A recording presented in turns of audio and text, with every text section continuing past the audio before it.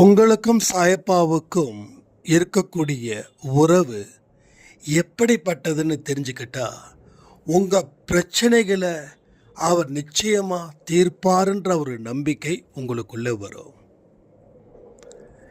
உங்களுடைய உள் உணர்வுக்குள்ள நீங்கள் அடைக்கலம் ஆகணும்.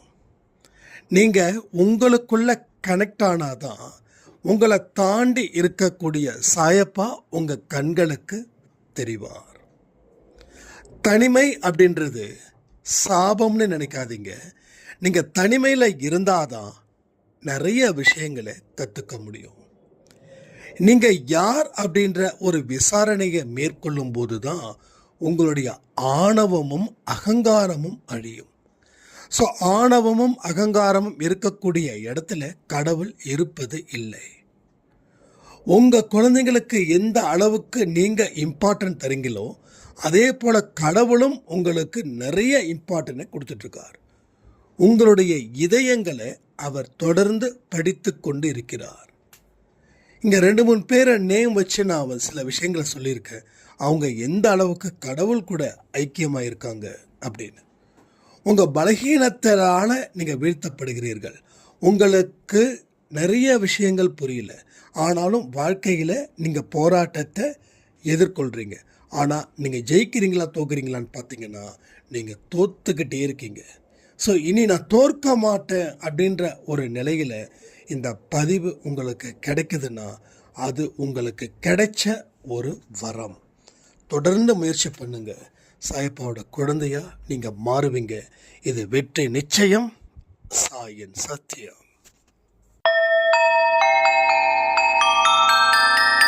ஓம் சாயிரா சாயிரா, ஓம் சாயிரா சாயிரா, ஓம் சாயிரா சாயிரா, அன்பே சாயிரா, பேரன்பே சாயிரா, அகிலம் தளிக்க ஆத்மா விழிக்க அனுதினம் சாயிரா, எங்கள் அன்பே சாயிரா.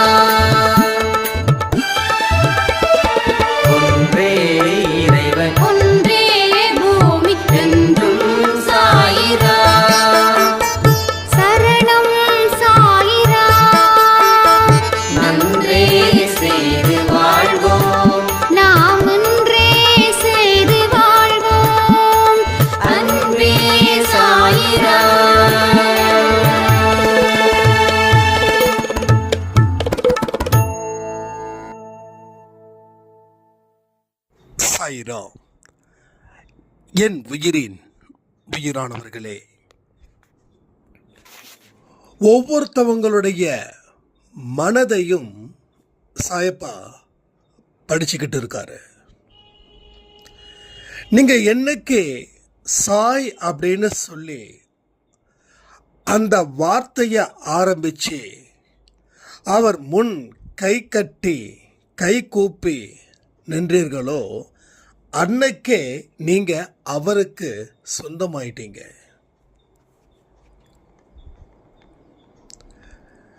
அந்த நாள் எந்த நாள்னு கொஞ்சம் கமெண்ட்ல ஞாபகம் இருந்துச்சுன்னா யோசிச்சு பாருங்க. நீங்க முத சாயப்பாவை வணங்கின நாள் எதுவோ அப்பொழுதே நீங்க அவருக்கு சொந்தம். அன்னையில இருந்து இன்னைக்கு வரைக்கும் அவர் உங்கள் மனதை படித்து கொண்டு இருக்கிறார். உங்க மனசை அவர்தான் ஆண்டு கொண்டு இருக்கிறார். உங்க மனசுல இருக்கக்கூடிய குழப்பத்தை சரி செய்வதும் அடுத்தடுத்த வழிகளை காட்டுவதும் அவரே.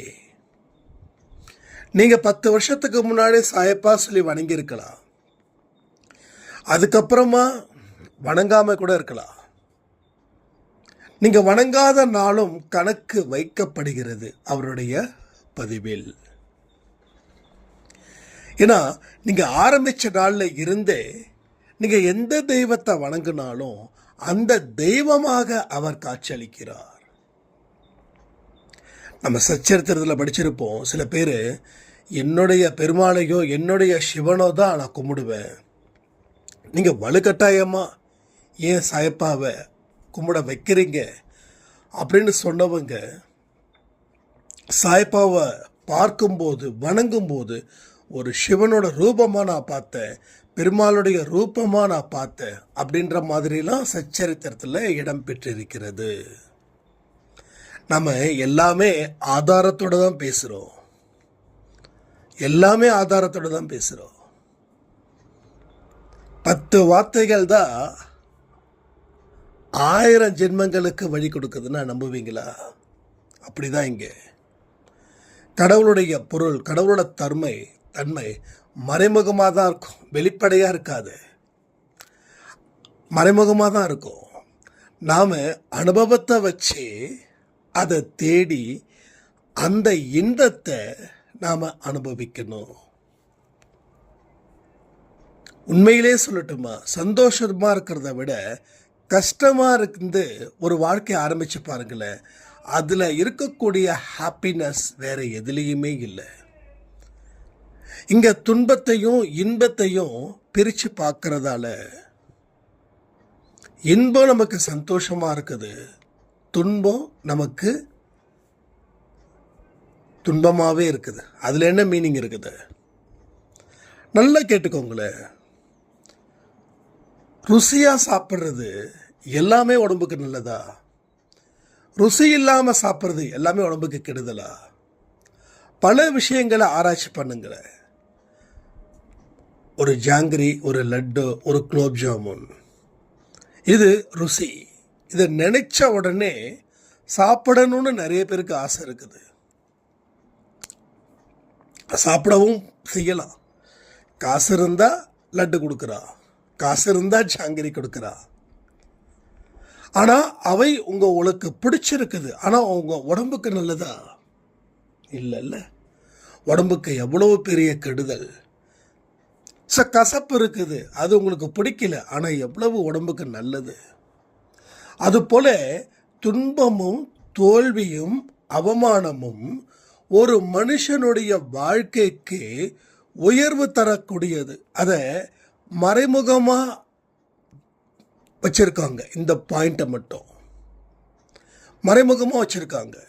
நீ ஒரு வெற்றி அடையணும்னா நீ பல தோல்விகளை சந்திக்கணும். என்னோட வயசுல இருக்கிறவங்க இன்னைக்கு ஒரு நார்மலான லைஃப்பை வாழ்ந்துக்கிட்டு இருக்காங்க. ஆனால் அவங்க நான் அடைஞ்ச துன்பத்தை அவங்க அடையலை. அவங்களுடைய இன்பமும் துன்பமும் பெருசாக ஒன்றுமே இல்லை. எவ்வளவு பெரிய சோதனைகளை தாண்டமோ அந்த அளவுக்கு நீ சரித்திரம் படைப்பாய். அந்த வார்த்தை எல்லாருக்குமே பொருந்தலை. எவ்வளவுக்கு எவ்வளவு துன்பங்களை நம்ம பார்க்குறோமோ, எந்த அளவுக்கு சகிப்புத்தன்மையும், எந்த அளவுக்கு பொறுமையும், எந்த அளவுக்கு நம்பிக்கையும் உனக்கு இருக்கிறதோ அந்த அளவுக்கு நீ எல்லாரையும் தாண்டி வாழ்வாய். ஆனால் நம்ம துன்பத்தை எதிரியாக பார்க்குறோம். துன்பம் கடவுள் கொடுத்த ஒரு ஊக்க மருந்து. துன்பம் கடவுள் கொடுத்த ஊக்க மருந்து. நமக்கு உடம்பு சரியில்லைன்னா அதை நெகட்டிவாக நினைக்கிறோம். எந்த வேலையும் செய்ய முடியல, யாரையும் பார்க்க முடியல, யாருக்கிட்டையும் பேச முடியல, எங்கேயும் போக முடியல. ஆனால் இந்த உடம்பு சரியில்லாமல் இருக்கிறத கூட ஒரு பாசிட்டிவாக நீங்கள் நினச்சிருந்தீங்கன்னா உங்களை நீங்கள் இன்னும் பலப்படுத்திக்கலாம். இப்போ யாரையும் பார்க்க முடியல, யாரையும் பேச முடியல, எங்கேயும் போக முடியல. அப்போ ஏதோ ஒரு மனுஷனை தேடி போகிறோம், ஏதோ ஒரு மனுஷன்கிட்ட பேசுகிறோம், ஏதோ ஒரு மனுஷனுடைய கருத்தை நாம் உள்வாங்குகிறோம். ரைட்? அப்போது நீங்கள் எங்கேயும் போகலை, ஒரு வாரம் பெட் ரெஸ்ட். அப்போ என்ன தோணும்? நீங்கள் யார்கிட்டையும் பேச மாட்டீங்க, ஆனால் நீங்கள் பேசி ஆகணும். அப்போ யார்கிட்ட பேசுவீங்க? நீங்கள் உங்ககிட்ட பேசுவீங்க.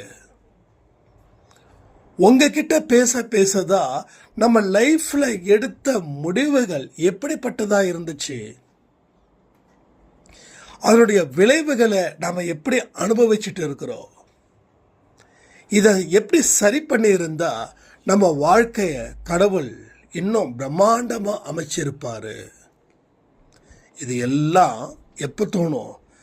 தனிமையில் இருக்கும்போது தோணும். ஆனால் தனிமை ஒரு சாபமா வரமான்னு கேட்டால், எதை நீங்கள் எப்படி பயன்படுத்துகிறீங்களோ அதை பொறுத்து அது சாபமா வரமா அப்படின்னு. ஒரு டெக்னாலஜி வளர்ந்துருக்குது இன்னைக்கு. அதுக்கு முன்னாடி பார்த்தீங்கன்னா லெட்டர் போட்டு தான் நலம் விசாரிக்க முடியும். ஆனால் இன்னைக்கு வீடியோ காலில் நம்ம உறவுகளை நினைச்ச நேரத்தில் பார்க்க முடியும். இந்த டெக்னாலஜி உண்மையிலே ரொம்ப சந்தோஷமானது, ரொம்ப சிறப்பானது. ஆனால் இந்த டெக்னாலஜியை நல்ல விதமாக பயன்படுத்திக்கிட்டவங்க அதிகபட்சம் 10% மக்கள் தான். மீதி 90% மக்கள் இந்த டெக்னாலஜியை தப்பாக பயன்படுத்திக்கிறாங்க. அப்போ டெக்னாலஜி தப்பா, டெக்னாலஜியை யூஸ் பண்ணக்கூடிய மக்கள் தப்பான்றதை நீங்கள் யோசிச்சு பாருங்க.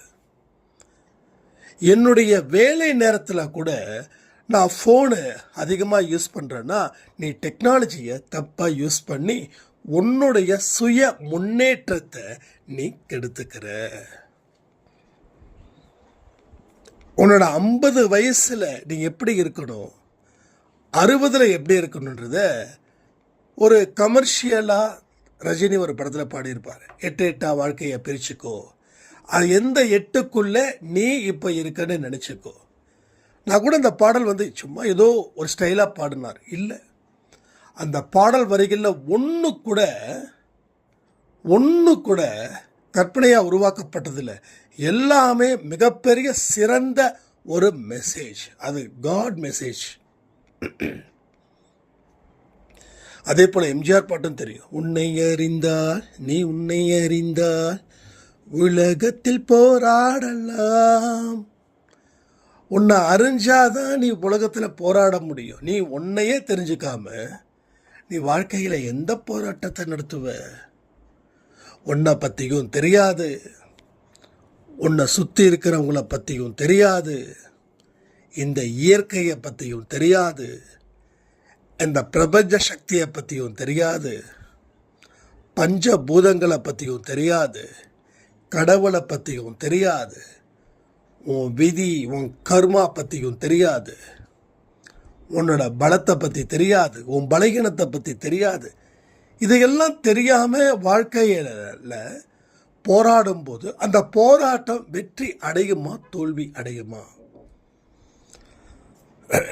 கடவுள் எல்லாவற்றையும் உங்கள் கண் முன்னால் நிறுத்தியிருக்கார். அதாவது சிலதான தான் நிறுத்தியிருக்காரு, சிலதை நிறுத்தலைன்னு சொல்லவே முடியாது. எல்லாமே உன் கண்ணுக்கு முன்னாடி வெளிச்சத்தில் தான் இருக்குது. எதுவுமே மறைஞ்சு இல்லை. உனக்குள்ளே இருக்கக்கூடிய விஷயங்கள் தான் மறைஞ்சு இருக்குது. வெளியில் இருக்கக்கூடிய அனுபவத்தை உனக்கு உள்ள மறைஞ்சிருக்கக்கூடிய சக்தியை நீ கனெக்ட் பண்ணி பார்த்தேன்னா, மறைந்து இருக்கும் சக்தி வெளிப்பட்டு உன்னை கனெக்ட் பண்ணும். எந்தெந்த விதத்தில் கனெக்ட் பண்ணணுமோ கனெக்ட் பண்ணும். ஒரு ஃபேன் இருக்குது, சுவிட்ச் இருக்குது. சுவிட்ச் போட்டால் ஃபேன் ஓடணும், ஆனால் ஓடலை. அப்போது அந்த இடத்துல என்ன பண்ணணும்? ஒயர் வச்சு கனெக்ட் பண்ணணும். கனெக்ட் பண்ணால் சுவிட்ச் போட்டால் ஃபேன் ஓடும். கனெக்ட் பண்ணலன்னா சுவிட்ச் போட்டால் ஃபேன் ஓடாது. சுவிட்ச் போடாமல் ஃபேன் எப்படி இருந்ததோ அதே போல தான் சுவிட்ச் போட்டாலும் அந்த ஃபேன் அப்படியே தான் இருக்கும். ஸோ நாம் நம்மளை இவங்க கிட்ட கனெக்ட் பண்ணலை அப்படின்னா, யார்கிட்ட? ஆழ் மனசு இல்லை உனக்குள்ள. நீ உனக்குள்ள கனெக்ட் ஆகலைன்னா உன்னால் எந்த விதமான போராட்டத்தையும் போராடி வெற்றியை நீ பெற முடியாது. அந்த ரமண மகரிஷி, நான் யார், நீ அதில் விசாரணையை மேற்கொள்ளு. நீ அதில் விசாரணையை மேற்கொள்ளும் போது தான் நீ யாருன்ற விஷயம் தெரியும். நீ யாருன்னு ஒரு விஷயம் தெரிஞ்சிருச்சுன்னா உன்னுடைய ஆட்டம், உன் பாட்டம் எதுவுமே வெளிப்படுத்த முடியாது. அதாவது அகங்காரத்தை நீ ஒட்டுமொத்தமாக ஸ்டாப் பண்ணுவதற்கு நீ யார் அப்படின்ற விசாரணையை மேற்கொள்ளும் போது தான் தெரியும். நான் யார் அப்படின்னா நம்ம என்ன சொல்லுவோம்? இவங்களுக்கு பிறந்தவங்க, எங்கள் ஜாதி, என் படிப்பு, என் பதவி. நான் யார் தெரியுமா? உலகத்தில் இதை சொல்லாத மனிதர்களே இல்லை. அந்த இடத்துல ஆணவம் மட்டும்தான் இருக்குது. என்னையே நீ கேட்குறியா நான் யார் தெரியுமா? நான் யார் காட்டவா? எஸ். உன் உடம்புல காற்று இருக்கிற வரைக்கும் உனக்கு ஆட்டம் ஆடதான் செய்யும். காற்று இல்லை, மூச்சு காற்று உள்ளே போனது வெளி வரல, இல்லை வெளி போனது உள்ளே வரலன்னா உன் ஆட்டம் க்ளோஸ். இப்போ நீ யாருன்னு ஊர் உலகம் சொல்லும். நீ எப்படிப்பட்டவன்? அப்போது நாம் யாருன்னு தெரியும் போது அதனுடைய விசாரணையை நம்ம நீட்டிக்கும் போது நம்முடைய ஜென்மமும் கம்மியாகுது. நம்முடைய பாவங்கள் குறைஞ்சாதானே ஜென்மங்கள் தீரும். அதாவது என்னைக்கு உங்களுடைய வாழ்க்கையில் 0வில் இருக்குதோ அன்னைக்கு உங்களுக்கு பிறப்பு அப்படின்றது இல்லை. அப்போ பிறப்பை இல்லாத ஒரு வாழ்க்கையை நீ வாழணும் அப்படின்னா நீ வாழ்ந்த உடனே செத்து போகிற, அது கிடையாது. நீ என்னென்ன பாவங்கள் உனக்கு எதிராக செய்கிறியோ, பிறருக்கு எதிராக செய்கிறியோ, எல்லாத்துக்குமே ஒரு கணக்கு இருக்குது. நான் திரும்பவும் சொல்கிறேன், ஒரு டிபார்ட்மெண்ட் ஸ்டோர் போனீங்கன்னா ஒரு 4 தக்காளியை வைக்கிறீங்க, ஒரு 3 கத்திரிக்காய் வைக்கிறீங்க, கொஞ்சம் கருவேப்பிலை, கொஞ்சம் கொத்தமல்லி வைக்கிறீங்க. இது மாதிரி ஒரு 20 காய் ஒரே தட்டில் வைக்கிறீங்க. ஒரு காயும் வச்சு அவங்க பில் போடுறாங்க. இப்போ தக்காளி ஒரு 110 கிராம் இருந்துச்சுன்னா அதனுடைய ரேட்டு. அடுத்தது தக்காளி, அதில் ஒரு 5 தக்காளி, அது ஒரு 1/2 கிலோ அது ஒரு ரேட்டு. அப்படி ஒவ்வொன்றும் ஒவ்வொரு மேலே அடுக்க அதனுடைய ரேட்டு துல்லியமாக்கப்படுகிறது. அதே போல தான் நம்மளுடைய எண்ணத்தில் இருந்தே அந்த பாவங்கள் பிறக்குது. இதுக்கு பைபிளே சாட்சி. ஒரு பெண்ணை பார்த்து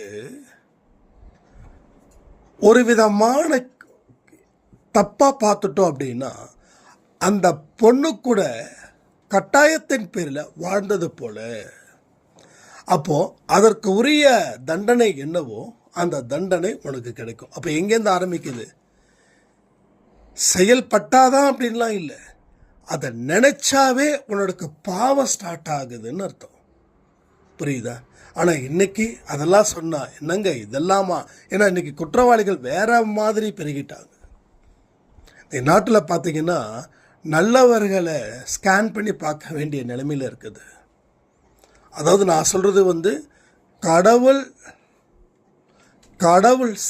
கடவுளுடைய குழந்தையாக பார்க்குறவங்கள.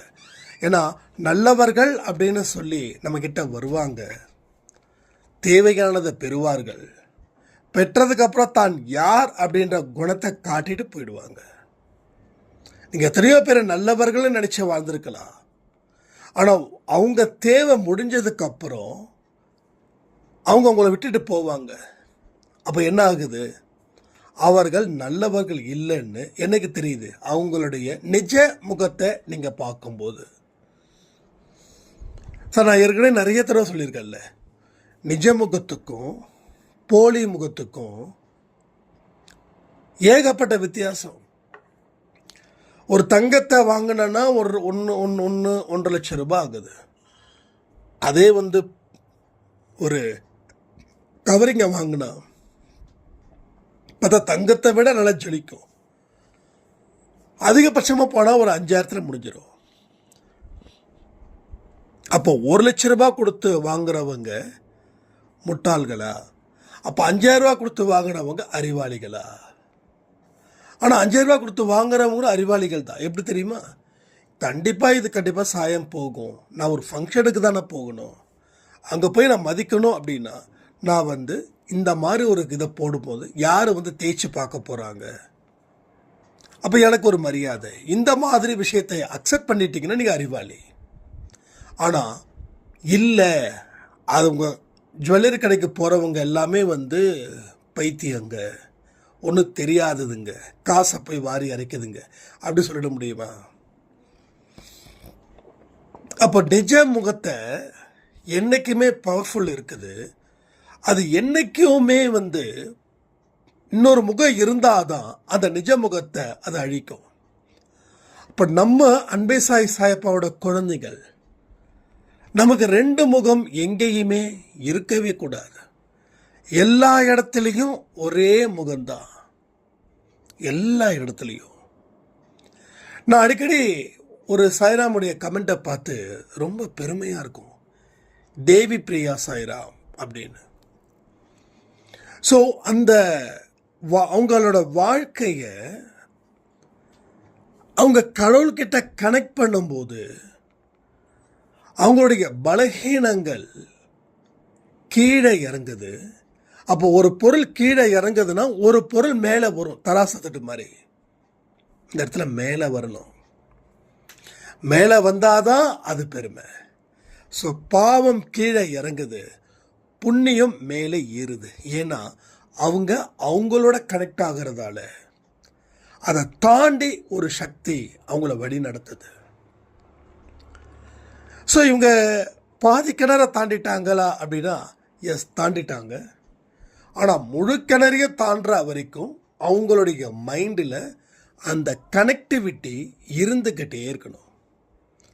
ஏன்னா எந்த நேரத்தில் வேணாலும் அவங்க கர்மா வெளிப்படுத்தும்.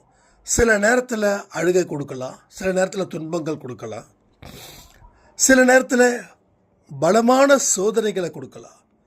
அதை அவங்க பொருட்படுத்தாமல் வரணும். அதை பொருட்படுத்தாமல் வரதில் தான் அவங்க எப்பேற்பட்டவர்கள், அவங்களுடைய பலம் எப்படிப்பட்டது, அவங்களுடைய ஆன்மீக பலம் எப்படிப்பட்டது அப்படின்றத அவங்க தெரிஞ்சுக்க முடியும். அதனால தான் சொல்கிறேன், நிறைய பேர் ரீச் ஆகுறாங்க. ஆனால் முழுசாக ரீச் ஆகிறதுக்கு முன்னாடியே அவங்களுக்குள்ள ஒரு புயல் அடிக்குது. புயல் அடித்தா கூட நில குலையிறாங்க. நான் சொல்கிறேன், புயலே அடித்தாலும் சுனாமியே அடித்தாலும் காக்கும் தெய்வமாக இருக்கிற சாயப்பா உங்களை எல்லா இடத்துலையும் கீழே இறங்கி விடவே மாட்டார். அது எப்படிங்க, பெத்த தாய் தன்னுடைய குழந்தைக்கு ஒரு ஆபத்துன்னா அந்த தாய் தன்னுடைய உயிரை பாப்பாளா இல்லை பெத்த குழந்தையோட உயிரை பாப்பாளா? நீங்கள் சொல்லுங்கள்.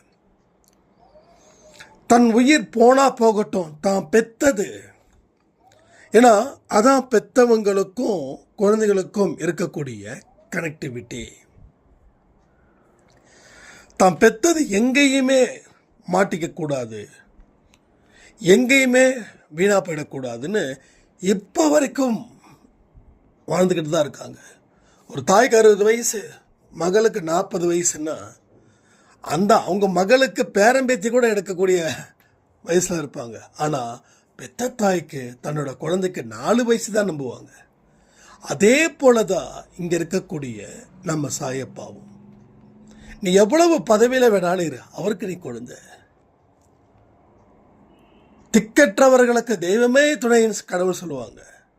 உண்மையிலே சொல்கிறேனே, நானும் சரி விஷ்ணு சாயும் சரி ஒரு ஸ்டேஜில் ஈரோடுக்கு இப்போ நாங்கள் போகும்போது இந்த தெருவில் நாம் இப்படி தானே அலைஞ்சோம், இந்த தெருவில் சாப்பாட்டுக்கே வழி இல்லாமல் இப்படி தானே இருந்தோம். ஒரு கரும்பு ஜூஸ் எல்லாருக்கும் தெரியும், இந்த ரொம்ப ஃபேவரட்டான ஒரு ஷாப் ஒன்று இருக்கும் பெரியார் நகரில், அந்த ஆர்ச் கார்னரில். அங்கே போயிட்டு 10 ரூபாய்க்கு வாங்கி பாதி குடித்தேன். ஏன்னா கையில் காசு இல்லை, வண்டி இல்லை, வண்டி இன்ஜின் சீஸ் ஆகிடுச்சு. அதாவது நமக்கு எப்போ பேட் டைம் ஒன்று நடக்குதோ அப்போ நம்மளை சுற்றி எல்லாருமே பேட் ஆவாங்க, எல்லாருமே. அது தவிர்க்கவே முடியாத ஒரு சூழ்நிலை. அதெல்லாம் தாண்டி வந்ததால தான் இத்தனை விஷயத்தை என்னால் யோசிக்காம என்ன பேசணும் அப்படிலாம் இல்லை, சரளமாக எனக்கு பேச்சு வருது. ஒரு சாய்ராம் கேட்டாங்க, நீங்கள் பேப்பரில் எழுதி வச்சு படிப்பீங்களா? பேப்பரில் எழுதி வச்சு படித்தா கோர்வையாக இருக்கும் தெரியுமா உங்களுக்கு? அப்போ நாம் மனசில் இருந்து பேசுகிறோம். அப்போ மனசில் இருந்து எல்லாராலையும் பேச முடியுமா? இல்லை. யார் யார் எந்தெந்த விதமான சூழ்நிலையில் இருந்து அதை அவர்கள் வெற்றி கொண்டார்களோ அவர்களால் மட்டுமே பேச முடியும். ஸோ உங்களாலையும் இப்போ பேச முடியல, ஏன்னா உங்களுக்கு இருக்கக்கூடிய பேட் சிச்சுவேஷன். ஆனால் அந்த சிச்சுவேஷனை கடந்துட்டிங்கன்னா 2 விதத்தில் வளம் கிடைக்கும். ஒன்று, உங்கள் வாழ்க்கையில் வெற்றி தீபத்தை ஏற்றிடுவார் கடவுள். 2வது, உங்களுடைய அனுபவங்கள் பிறருக்கு பயன்படக்கூடிய ஒரு அருமையான அற்புதமான பாடமாக இருக்கும். அதனால தான் நான் இன்னும் நிறைய விஷயங்கள் புக் படிக்கணும்னு நினைப்பேன். ஆனால் எனக்கு அதை படிக்க மைண்டு வரல. ஏன்னா நான் படிக்க ஆரம்பிச்சிட்டேன்னா யார் எழுதுனாங்களோ, யார் இது பண்ணாங்களோ அவங்களுடைய நாலேஜில் நான் மிங்கிள் ஆகிடுவனோ அப்படின்னு. அதனால் தேவையானதை பைபிளை படிக்கிறேன், குரான் படிக்கிறேன், பகவத்கீதை படிக்கிறேன். இதை தாண்டி வேறு எதையுமே நான் படிக்கலை. வேறு படிக்க வேண்டிய அவசியமும் எனக்கு ஏற்பட்டுச்சுன்னா படிப்பேன். ஏன்னா இன்றைக்கி இருக்கிறத வச்சு நாளைக்கு கணிக்க முடியாது. அதனால் மற்றவங்க பேசலாம் கேட்கக்கூடாது அப்படிலாம் இல்லை. அது எனக்கு கேட்கக்கூடாது, நீங்கள் கேட்கலாம். ஏன்னா நான் ஒரு இடத்துல எல்லா விஷயத்தையும் என்னுடைய அனுபவம், உங்கள் அனுபவம் ப்ளஸ் கடவுள் எனக்கு காட்டின வழி, இதை பற்றி நான் சொல்லும்போது நான் மற்றதை படிக்க ஆரம்பிச்சிட்டேன் அப்படின்னா அப்போ என்னுடைய ஒரிஜினாலிட்டி இல்லாமல் போயிடுன்றதுக்காக, என்னுடைய ஒரிஜினாலிட்டியை காப்பாற்றிக்கணுன்றதுக்காக நான் அந்த மாதிரி விஷயத்தை கேட்குறதோ போகிறதோ இல்லை. ஸோ ஸ்ரீமத் பாகவதம் அது எனக்கு ரொம்ப பிடிக்கும். அது இரவு ஃபுல்லாக நான் தூங்கும்போது அதான் ஓடிக்கிட்டே இருக்கும். ஸோ ஏதாவது ஒரு கனெக்ட் நான் என்னோடய ஆன்மாவுக்கு ஒரு விழிப்புணர்வோடு வச்சுருக்கிறேன். அந்த ஆன்மா எந்த இடத்துலையும் அது பாவத்தை நோக்கி போயிடக்கூடாது. ஏன்னா அது புனிதமானது. நம்ம குழந்தைய என்ன பண்ணுவோம், ஒரு புனிதமான இடத்துக்கு அனுப்புவோமா இல்லை பாவப்பட்ட இடத்துக்கு நாம் அனுப்புவோமா? யோசிச்சு பாருங்களேன். அப்போ எந்த அளவுக்கு புனிதமாக ஒரு இடம் இருக்குதோ அந்த இடத்துல நம்ம குழந்தைய அனுப்புவோம். ஏன்னா அந்த புனிதத்துவம் தான் நம்ம குழந்தைய காப்பாற்றும் இல்லையா? அப்போ பாவப்பட்ட இடத்துக்கு நம்ம குழந்தைங்களை நம்ம நிச்சயமாக அனுப்பவே மாட்டோம், அனுப்பக்கூடாது. அப்போ நம்ம ஆன்மான்றது ஒரு குழந்தை மாதிரி வச்சுக்கலாம். கடவுள் நமக்கு கொடுத்துருக்கக்கூடிய ஒரு பொக்கிஷம், கடவுள் நமக்கு கொடுத்துருக்கக்கூடிய ஒரு மிகப்பெரிய பொக்கிஷம். அதை சரியான இடத்துல நாம் ட்ராவல் பண்ண வைக்கணும், சரியான இடத்துல போக வைக்கணும். அப்படி போக வச்சு அப்படி ட்ராவல் பண்ண வச்சாதான் அந்த ஆன்மாவுக்கு பெருமை, அந்த ஆன்மாவுடைய சக்திக்கு நம்ம கொடுக்கக்கூடிய ஒரு மரியாதை. ஸோ அது போல தான் இதுவும். அப்போ நம்ம ஆன்மாவை எல்லா இடத்துலையும் விழிப்புணர்வாக்கணும். இப்போது நம்ம ஆடியோ அன்பேசாய் ஆடியோவில் கொடுக்குறோம் இல்லையா, இதில் நிறைய பேர் என்ன தெரியுமா சொல்லுவாங்க, அண்ணா நான் ஆடியோ கேட்க தூங்கிட்டேன், ஆனால் அடுத்த நாள் எங்கேருந்து நான் கேட்குறேன்னு நினைக்கும்போது நம்ம இங்கேருந்து கேட்கலையான்னு ஒரு விஷயமும் நான் தூங்குனதுக்கு அப்புறமும் எப்படி அது எனக்கு கடவுள் காண்பிக்கிறாரு. நான் தான் தூங்கிட்டேன், ஆனால் நீங்கள் என்ன பேசுனீங்கிறது நான் தள்ளி விட்டு பார்க்கும்போது கடைசியில் நீங்கள் ஜெய் சாய்ராம் முடிச்சிடுவீங்க. எனக்கு ஆச்சரியமாக இருக்குதுன்னு. ஒன்று புரியுதா? நீங்கள் உறங்குறீங்க, ஆனால் உங்கள் ஆன்மாவுக்கு உறக்கமே இல்லை. உங்கள் ஆன்மாவுக்கு உறக்கம் அப்படின்றது இல்லை. 24 மணி நேரமும் இயங்கிக் கொண்டிருப்பது நமது உடல் உறுப்புகள் போல. ஹார்ட்டு 24 மணி நேரம் இயங்குதா? உடல் உறுப்புகள் எல்லாமே 24 மணி நேரமும் இயங்குகிறது. அதே போல ஆன்மாவும் 24 மணி நேரமும் இயங்குகிறது. அதுக்கு சாவே கிடையாது. மரணமில்லா பெருவாழ்வு. ராமலிங்க அடிகளார் சொல்லும்போது எனக்கு அது புரியல, அதை பற்றி நான் விளக்கமும் கேட்கல. இவர் என்ன மரணமில்லா பெருவாழ்வு வாழ முடியுன்றாங்களே, ஆனால் இதை பற்றி சொன்னவங்க எல்லாம் இறந்து போயிட்டாங்களே அப்படின்னு. ஸோ மருதூர் ராமலிங்க சுவாமி கோயில் உங்களுக்கு தெரியும்னு நினைக்கிறேன். அங்கே தான் அப்பாவுடைய சொந்த ஊர். அப்போது அங்கே இருக்கிற ராமலிங்க அடிகளார் சுவாமி கோயிலை நம்ம சொந்தக்காரவங்க தான் அந்த கோயிலை நிர்வகிக்கிறாங்க. அவர் பயங்கரமான ராமலிங்க சுவாமியோடைய ஒரு இது. இப்போ எப்படி நம்மளாம் சாய்பாவுக்கு தீவிரமாக இருக்கிறோமோ அது போல் அப்போ அவர் நிறைய கதைகள் வந்து சின்ன வயசில் வந்து சொல்லுவார் என்கிட்ட. இப்படிப்பா அப்படிப்பா, அருட்பெருஞ்சோதி அருட்பெருஞ்சோதி தனிப்பெருங்கருணை அருட்பெருஞ்சோதி வாடிய பயிரை கண்டபோதெல்லாம் வாடினேன்னு ஏகப்பட்ட கதைகள். அதெல்லாம் அந்த டைமில் ரொம்ப தீவிரமாக நான் கவனிப்பேன். கடவுள் அப்படின்னா எனக்கு ரொம்ப பிடிக்கும். சின்ன வயசில் வந்து ஏதாவது ஒரு செங்கல் இருந்துச்சுன்னா அந்த செங்கலை வச்சு இந்த பக்கம் 4 செங்கல், அந்த பக்கம் 4 செங்கல், பின்பக்கமாக 4 செங்கல், இது மாதிரி வந்து ஒரு முக்கோண வடிவில் கட்டி அதுக்கு மேலே கீத்தை போட்டு அதில் வந்து ஏதாவது ஒரு சாமி ஃபோட்டோ வீட்டில் இருக்கும். நான் கிராமத்தில் ஒரு 5 வருஷம் இருந்ததில் அதை வந்து உள்ளே ஏற்றி வச்சு அதுக்கு ஒரு அகல் விளக்கை வச்சு எண்ணெயை ஊற்றி விட்டு அந்த இடத்த வந்து ஒரு மண்ணெல்லாம் ஈரமாக்கி ஏதோ எனக்கு தெரிஞ்ச கோலத்தை போட்டு விட்டு சாமி கும்பிடுவேன். அப்போ வந்து அத்தை அப்பாவுடைய தங்கச்சி அவங்க தான், டேய் என்னடா பண்ணிகிட்ருக்கேன்னு. அவங்க நான் இந்த விஷயத்தில் போனதால் அவங்க வந்து என்னை வந்து திட்டலை புகழ வரல. ஸோ நான் வந்து என்ன சொல்கிறது, ஒரு கிட்டத்தட்ட 6-7 வயசுலேயே நான் கோயில் கட்டிட்டேன் கடவுளுக்கு. ஆனால் இப்போ கோயில் கட்ட முடியல. ஆனால் கட்டணுன்ற ஆசை நிறைய இருக்குது. நிச்சயமாக அந்த எண்ணம் நிறைவேறும் நான் நம்புகிறேன். அது கடவுளுடைய விருப்பத்தின்படி அது நடக்கணும், அவ்வளோதான். நடந்தாலும் சந்தோஷம், நடக்கலைனாலும் சந்தோஷம் அப்படின்ற மாதிரி. இப்போ என்ன ஆகுதுன்னா, அவங்கெல்லாம் வந்து அந்த அந்த வழிகாட்டியாக இருந்தாங்க இல்லையா, அவங்களாம் இறக்குறாங்க. ஏன்னா மரணமில்லா பெருவாழ்வுன்னா அப்போ தான் எனக்கு தோணுச்சு. இப்போ வரைக்கும் இப்படி தான் இருக்கணும்னு எனக்கு தோணு. என் மைண்டுக்குள்ளே நான் தான் சொல்லுனேன், எனக்குள்ளே ஒரு கனெக்டிவிட்டியை நான் உண்டு பண்ணும்போது என்னால் பிரபஞ்சத்துக்கிட்ட கூட ஈஸியாக என்னால் பேச முடியுதுன்னா உணர முடியுது. அப்போது மரணமில்லாத பெருவாழ்வை வாழ முடியும், மரணத்தை வெல்ல முடியும்னா எஸ், எல்லாராலையும் மரணத்தை வெல்ல முடியும். ஏன்னா ஆன்மாதான் உயிர், ஆன்மாதான் அடையாளம், ஆன்மாதான் அடைக்கலம். அது உடல் மண்ணுக்கு போனாலும் ஆன்மா மண்ணுக்கு போவது இல்லை. ஆன்மாவிற்கு உயிர் இருக்கிறது.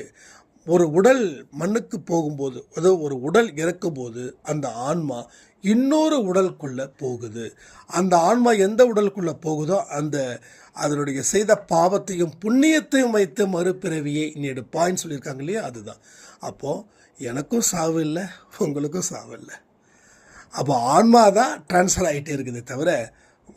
ஸோ நல்லா புரிஞ்சுக்கணும். இதை ஈஸியாக புரிஞ்சுக்கிட்டாவே நம்ம யாரையும் வெறுக்க மாட்டோம், யாரையும் எந்த காரணத்தையும் வெறுக்க மாட்டோம். ஸோ வெறுக்காத ஒரு வாழ்க்கையை வாழ்ந்து பாருங்கள், சரித்திரம் படைப்பீர்கள் சொல்லி இந்த பதிவை நான் முடிக்கிறேன். ஜெய் சாய்ராம்.